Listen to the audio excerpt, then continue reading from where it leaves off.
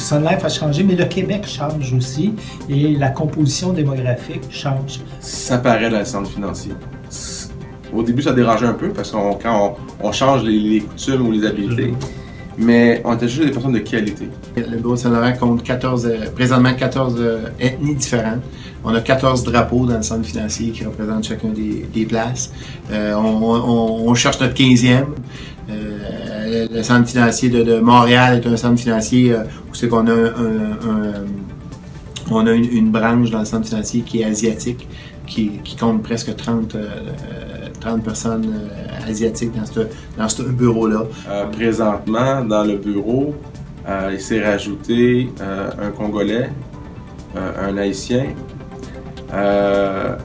une dame qui vient, Asiata, vient de l'Afrique du Nord. Alors, on est en train de colorer le paysage du bureau. Le bureau à Sainte-Julie, juste ici à côté, beaucoup d'Hispanos qu'on a à peu près 18 environ. Et c'est important parce qu'un produit financier, ça s'achète de plusieurs manières, mais il y a un élément dans la sélection de l'organisation, de l'institution financière, qui est la familiarité. Ici, on a une familiarité au niveau de la diversité, les gens se sentent d'autant plus à l'aise. Et pour moi, c'est pas la couleur ou d'où ce que tu viens qui fait que tu es une bonne personne, c'est ta personne. Mais on est en train de colorer le centre financier si on peut utiliser cette image-là.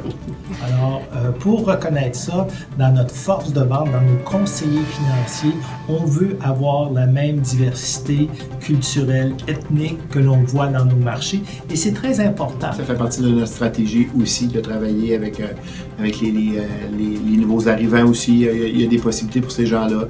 Il y a des possibilités pour tout le monde.